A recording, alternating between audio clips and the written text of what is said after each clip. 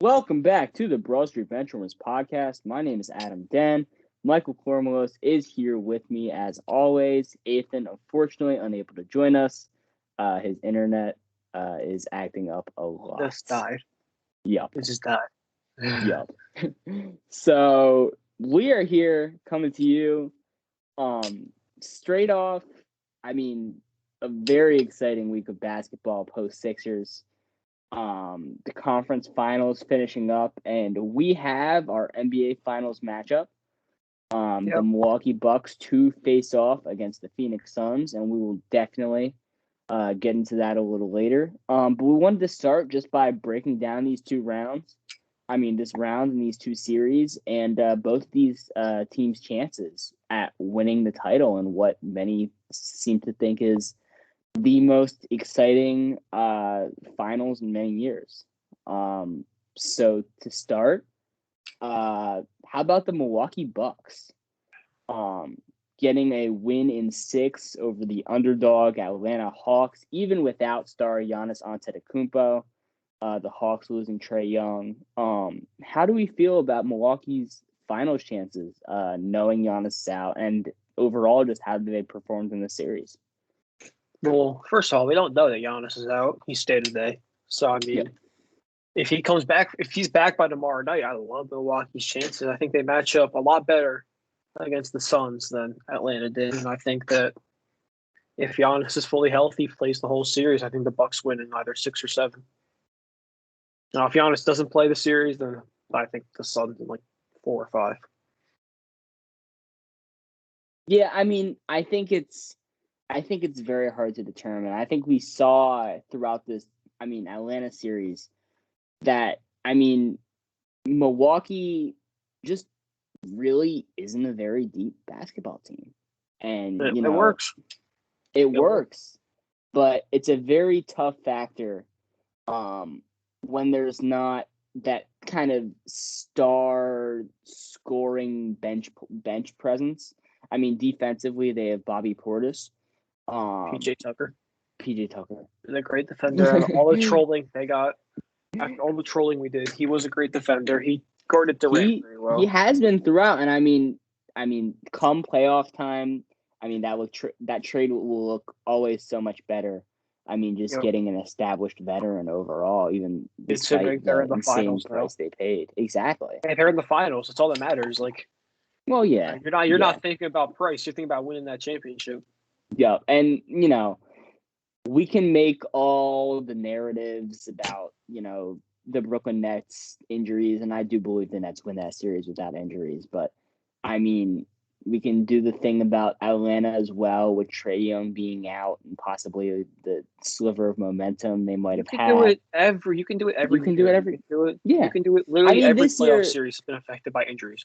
With this year, it was a little extreme, but you can literally say it for everything. You could say last year, half the Heat team was injured. 2019, CP3 goes down the conference finals. Oh wait, no, that was 2018. Yep. 2019. You could say for the Warriors that Durant and Clay. You could say 2017, it was just KD. That team was. I don't think there was any bad injuries. 2017, 2016, Draymond was out. 2015, you could. The list goes on. Yep. 1 year, Kawhi was out in the conference finals for the Spurs. List goes on and on. But I think injuries are a part of the game, and people just have to accept that because they don't. And Milwaukee just got lucky. So the Phoenix. Yeah, and not to veer off path a little bit, but I think when we do get into this argument thing with the people around the league and the media discussing the amount of injuries that have occurred without this league and the blame they put on the league and the players themselves for what has happened, I think they in a way are responsible and wanted this. If you really think about it from the standpoint, the NBA needs to get back to a normal regular season. Yep. Next year, and they wouldn't be able to have 82 games next year if they had started the way it did. Injuries or not, most people in the NBA, if you're a real basketball fan, you're gonna love this series. So it all works out in a sense. Yeah, it feels bad. It's bad that people are getting injured, but it all It all worked out at the end. Yeah, I mean, it did hurt, I think, me because I was looking forward. I'm probably one of the only people, but I was looking forward to seeing that fully healthy Brooklyn Nets team. I was Man, no one incredibly wanted to see disappointed. Brooklyn. No one wanted to see Brooklyn. No one I like. wanted to Yeah, see you're that. one of the few people in Just this the league that history of actually that. like super teams. Hate super teams. Just the history that team was providing. It's a tough thing. But at the same time, I think when this season started, I don't think there was any argument from either side. I think both were advocating for it to start with the marketing revenue that, like you said, could make up for what was lost. And I mean, And the China stuff. Like they're already started China banning. Yeah. And I mean, so a big revenue loss. And I mean, what can you do, to provide it? It's definitely tough, especially with the amount of injuries sustained. But I think the bigger problem that lies really for me is just the fact of an 82 game season. And I think I don't know that that's something, that's necessarily as marketable and good for the NBA. Moving forward, similar to what I say about baseball with the 182 game season.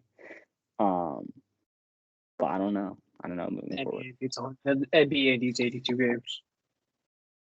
Needs. Yeah. Or they're going to lose money. It's just how it works. That's fair. But, and I mean... it's an extra for 2 weeks of basketball.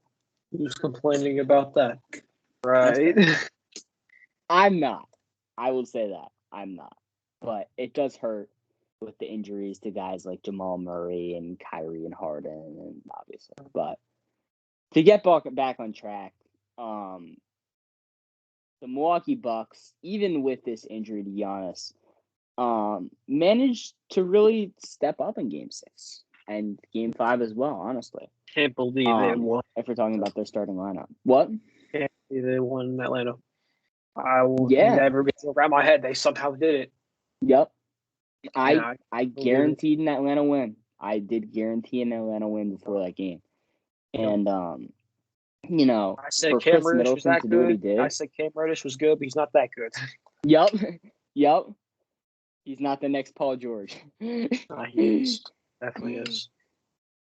But Chris Middleton with 32, 7, and 4.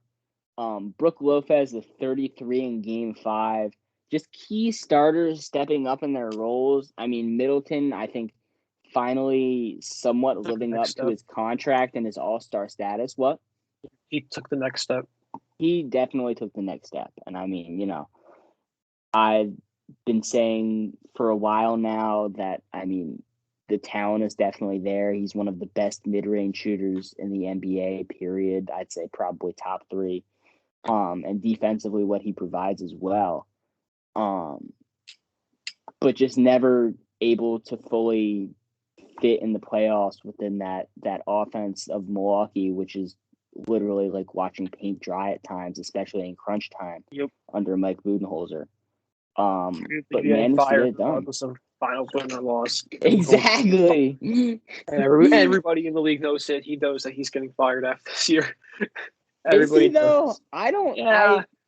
Coach of the year. Yeah. Well, no. I mean, Dwayne Casey got fired after he won Coach of the Year. So I mean, that's true. Anything can happen. That's true. No, I mean, it's just a very, very talented starting lineup with the spacing all these guys are able to provide. I talked about Drew Holiday a couple weeks ago. I mean, offensively this series, he was not the same player for sure. I thought he would be able to take advantage more of his matchup against Trae Young offensively and defensively. I mean, when Trae was actually healthy, I mean, to be honest, he kind of got cooked. But I think, that may just be due to the fact that that's kind of the Trae Young experience at the moment right now.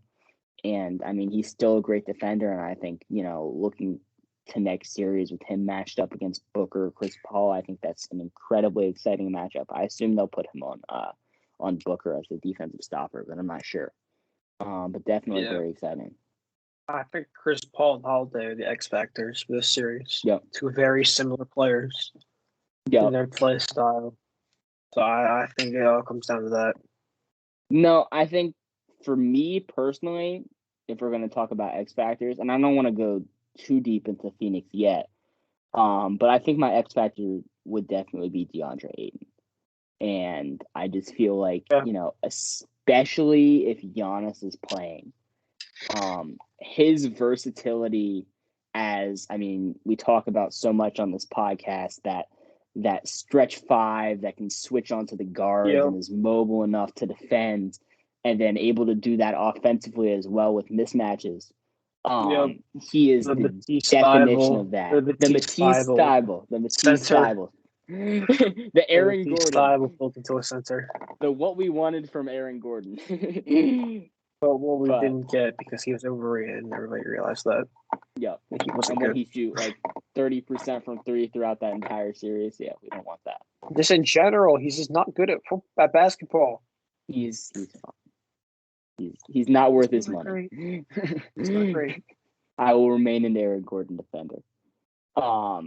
But yeah, DeAndre Ayton, I've just been so impressed with the step he's taken. But Giannis Antetokounmpo is a completely different challenge. I mean, we're talking about a generational finisher on the offensive end. One of the best post players we've ever seen.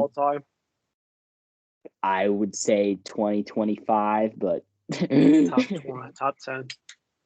Hey, if you're 26 years old, have two MVPs. You made the finals before Michael Jordan did. You have a chance to do all that. I think you're on pace for top 10. I don't know. I think here's the thing. I think as long as Giannis is used as the primary playmaker in a Mike Budenholzer offense, I really don't know that I can put him in that conversation to be top 10 all time, just with his limitations in that area. Well, good thing Mike Budenholzer's going to get fired. Not if they win the finals. Good thing he's out. No, it doesn't matter. It does not matter. Not if they win the finals. They could literally sweep. They could sweep them at an average of 155-4, and Budenholzer's still out. Finals, and to be fair, I think he's done a better job after that Brooklyn series when they had that awful game, if you remember, where Giannis took like 15 threes and everybody was destroying him. I think he's done a better job. Exactly. Like, I was so confused. Like, what is he doing? Yeah. I don't know how they won that game. I don't know how Brooklyn lost that game. Wasn't that the game where Kyrie got hurt? Kyrie was hurt long before that. No, yeah, this is the game where KD couldn't get it together. Yeah. KD had 50, so. Yes. Legendary shot. This was where foot was on. This is game 7. Did he really take 15 threes in game 7? I think he did. Really? I think he hold on, let's look. Bucks Nets game 7. Yep. Did he take 15 threes? I mean, I don't think it was 15. I'm probably exaggerating, but it was probably. Yeah, but a lot more than he needed to be taking. Yeah. Let's see this. I can't find it. I can't find the stats. No, it was game 3. Oh, game 3. Oh, still. Yep. Oh, yeah, Giannis had 40 this game.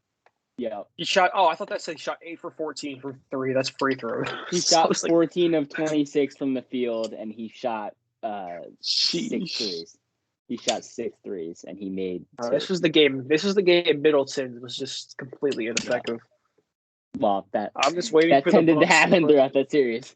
I'm just waiting for the Bucks to put in my boy Mamadi Diakite. Oh, future star from Virginia. Yep. My dog. We're Justin Jackson. See now. Justin Jackson actually on that team? Yes, he's like in the G League though. Wow. It's terrible. I did not know Justin Jackson was still in the league. He played 3 games. I got sent back to the G League after he got called up. All right, off top. Back on topic. Nah, but I mean, I think Giannis is used primarily as a finisher. If they're willing to put the ball in Drew's hands, and this team continues to develop and grow together, put more shooters around, put a better bench around them. I think Giannis could have a chance. Season that Sixers did last off season. Yeah, could have something similar. I mean, shooters. You got Middleton. Yeah. I mean, at the same time, you have Middleton and Holiday. What are you gonna do? Like, and it's definitely easier for John Horst and crew, than and they have DiVincenzo. Everybody forgets. Yeah, but DiVincenzo's injured. So I mean, if you can get like, I don't know. I don't think you really fit anybody else in that starting lineup.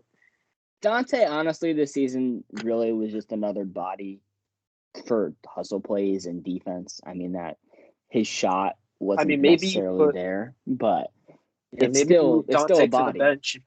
Maybe you move Dante to the bench. That improves the bench unit, and then you could bring in a shooter to play in the starting lineup with Giannis. I don't know. Yeah. I mean, if they can do that, if they can build around Giannis and Drew Holiday doesn't regress too hard, because he's getting up there in age, then this team will win multiple rings. Yeah. And I mean, this Eastern Conference is so tight right now. I mean, as we kind of transition into Atlanta, there are probably 5 or 6 teams that I could see, winning the Eastern Conference over the next 5 years, and that having a grip over it. Sixers. And that list may include the Sixers. If that list probably includes the Sixers. Probably. But the Atlanta Hawks are one of those teams, definitely. Mm-hmm. I assume Miami is not one of those teams, right? I don't know what they're going to do with that $30 million, man. That $30 million is just stashed away, waiting to be used. Yeah, but what free agent can you possibly get? You don't have enough capital to trade for Dame. If you wanted to trade Tyler Hero for a big star, it was before that started this year. Hero was terrible this year. Can I pitch this right now? Yes. Okay. The Miami Heat are going to take Kendrick Nunn and his expiring. Yes. They're going to take Goran Dragic's last year of his contract, I believe. Yeah. And they're going to take that in a first-round pick. Probably 2. We'll make it 2 first-round picks just for good measure. This is for Damian Lillard. This is 3. This is 3 first-round picks at the minimum. Probably 4. This is for Malcolm Brogdon. Oh, why would they want Malcolm Brogdon? Because it's an available star. He's a solid ball handler, great defender. Are they, though? Yes, they have a superstar. They have if you could call Sabonis a superstar, then they need to win now. Because superstar? I'm not doing superstar with Sabonis. Okay, yeah, then you have a star at Sabonis. I don't know if I'm doing star with Sabonis. You are. He's an all-star. I don't know that. He's an all-star for a reason. He is a fine NBA basketball player, but I don't think you can be a contender even for a championship with Domantas Sabonis as the best player on your team. Just with what he does and the things he's good at, he's a great post scorer. He's a great defender. But he's not going to be a ball dominant guy. He's not going to be a crunch time, great player. And so I think it's definitely hard for me to put Sabonis in that region. And star. This is an argument for later. Yeah. But if we're talking about Malcolm Brogdon, we're talking about the issues in that locker room right now and how well he fits within Miami. And it seems like Carlisle, if they're just throwing him into the Ben Simmons trade offers, I don't know why they wouldn't just, throw that up for Dragic. Why not? Because you're not going to win with that trade. You're not going to win for a very long time with that trade. You sure, though? Yeah, I think Malcolm Brogdon's a fantastic isn't good. No, I'm talking about Indiana. I don't know that they're trying to win, though. They were a 9 seed. They were fighting at the end of the year. They wanted to make the playoffs. And they're gonna continue to fight though as a 9 seed. What pieces do they have besides Sabonis that are young enough that are gonna develop around? Are we gonna talk like TJ Warren? Like You got young pieces. TJ Warren, I don't know how old TJ Warren is, but he's still a solid Karis player. LeVert, we don't know about his health and his injury. Yeah. I mean, and not just his injury, but his. You have a solid starting five. I'm not blowing it up. Solid enough starting five, but I mean, it's like you just hired the wrong coach. It's like I talked about with the Orlando Magic last year, though, where it's like, what is that team ceiling? I see that team ceiling as a 6 seed. Okay, that's still competitive in the playoffs. Still competitive. But do you want to be a 6 seed or do you want to win a championship? You want to win a championship. And when you have a young team that's still developing, you're not just going to blow it up. So take those picks. Those picks, they're just going to run it back the same thing they're doing in 10 years. 10 years. And then you're going to be in the same spot. And especially because, I mean, it seems like Brogdon is a problem in the locker room right now. It seems like the initial reports out of Indiana are that he is unhappy and he does not want to be there. Him and TJ Warren. Miami, yeah, well, I don't think in any way in hell that any team accepts a Malcolm Brogdon for Kendrick Nunn and Goran Dragic and a bunch of high schoolers for a proven near star. We were just talking about Amoni Bates. I don't know if Amoni Bates is going to be good. Scala Bissiere was the second-ranked prospect in the 2015 class. So you don't know what's going to happen. That's true. All right, so we move on and talk about the Suns. Oh, sure. I mean, I forgot about Atlanta. I feel like this up with my Malcolm Brogdon talk. This is that's a good thing though. Hey, we need some basketball talk. We haven't got to do this. You're talking about Aaron Rodgers. You're talking about like Cameron. Exactly. So unpredictable. But should we talk about what's it called? So I think Phoenix, if Giannis doesn't play, I think this is a wrap for them. I think they're a relatively deep team. They have a couple solid pieces off the bench.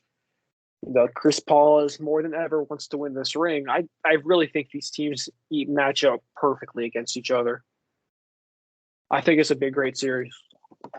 Yeah, I mean, everything everybody else has said about the Suns is what I have to say. I'm not going to bore you guys because you've heard Stephen A. Smith say it.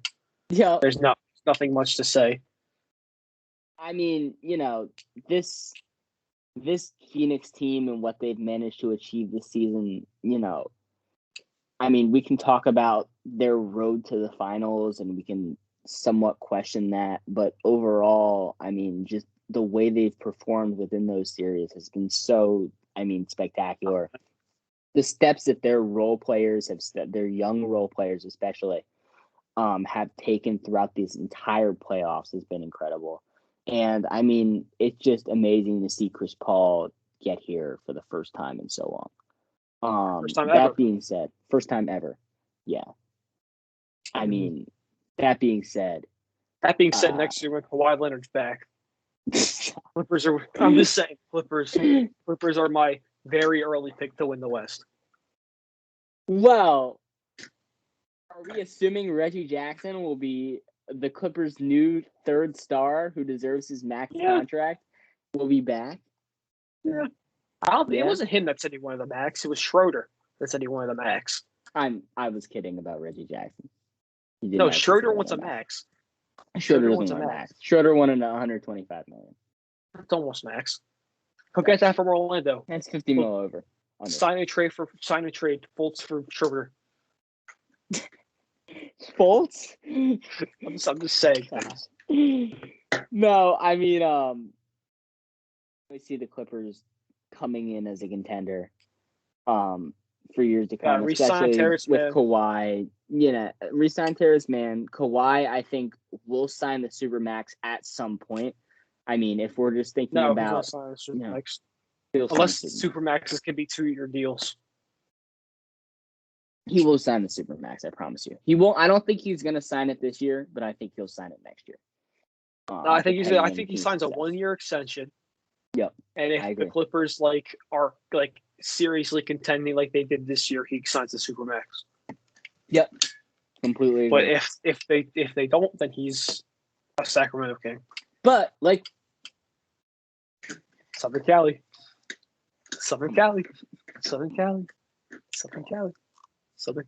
Darren Fox, Buddy Hield,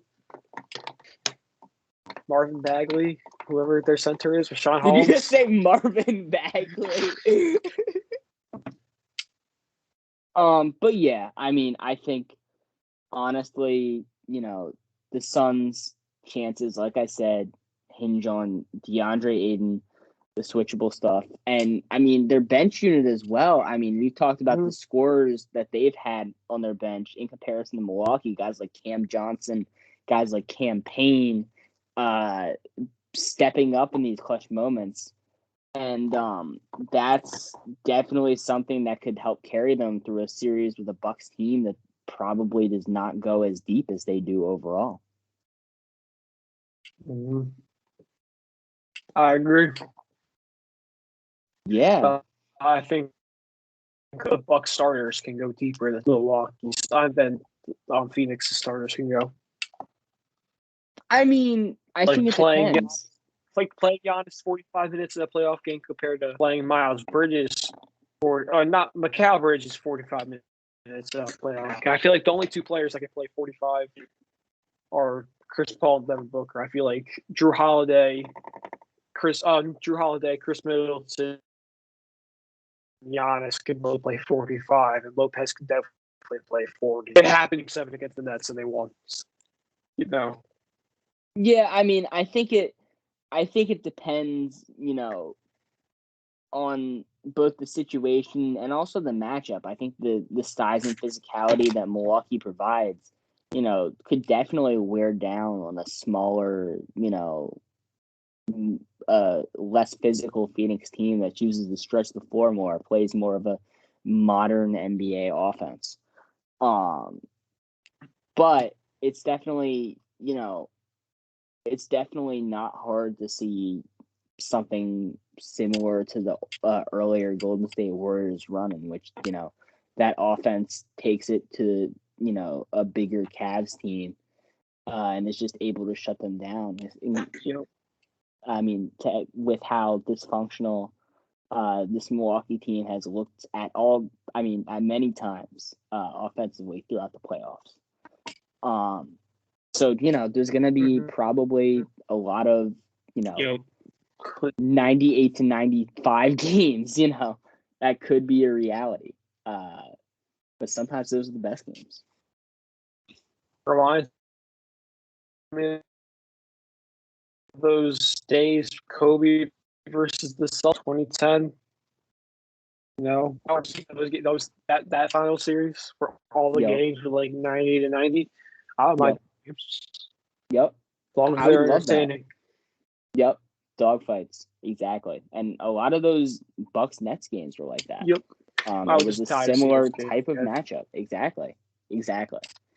Like, that's just a fantastic finals. And I mean, we can talk about not having maybe the name power, the star power as, maybe a lot of the finals throughout the past couple of years. I would still probably put Raptors Warriors over it just because I have that series in my heart. It's one of my favorites. But this is definitely one of the best finals we've had in years, for sure. Yeah, you don't need the name. You don't need the names. You don't need the big names to have good finals. You don't. You just need a good series. Exactly. Like, there's plenty of storylines. You want to think about big names? You want to think about big names that aren't required? Yep. This series had LeBron James, but 2018 Pacers Cavs first round. The only big name I can think of is LeBron James. If you want to think about Victor Oladipo as a big name, Paul George. You said 2018? Oh, yeah. 2018 Cavs versus Game 7, LeBron James game winner. Yeah. CJ Miles trying to shoot the game winner in Game 1 over Victor Oladipo when Victor Oladipo was entering the dominant stage of his career. I think he was pretty dominant. He was totally dominant. This is the the crazy LeBron 30-8 or whatever he was putting up through the finals 2018 run. That was fun. the next series in game 3 against the Raptors, he just puts up that like hook shot that barely hits the backboard and it goes in. Yep. Over OG. Just ending Toronto's life. Yep. Pretty much guaranteeing he'll never be allowed in Canada besides when he's playing basketball. Look at us reminiscing over a LeBron finals series as we prepare for ours. This turning into a LeBron podcast? Probably. But do we want to give predictions? You kind of already gave yours, but I gave mine. You want to give an official one? Okay. I did. Giannis doesn't play the series. It's Suns in 4 or 5. If Giannis plays, Bucks in 6 or 7. Well, I do think Giannis is going to play, and I'm going to say Bucks in 6. I love DeAndre Ayton, but I don't know if this is the right time for his prove it moment. I mean, he already kind of had his prove it moment, but I think he's proven. I mean, I think Giannis being truly generational talent that he is, I think it's going to be hard for him to step up, but would not be surprised by a Phoenix win here for sure. Going to be a great series, of course. So do we want to do mini first take? You said you had one. Yep.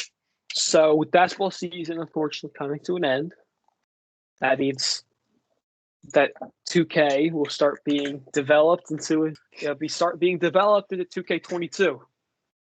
Now, who should be on the cover of this game? Can't have it. The only requirement is that they couldn't have been on cover before.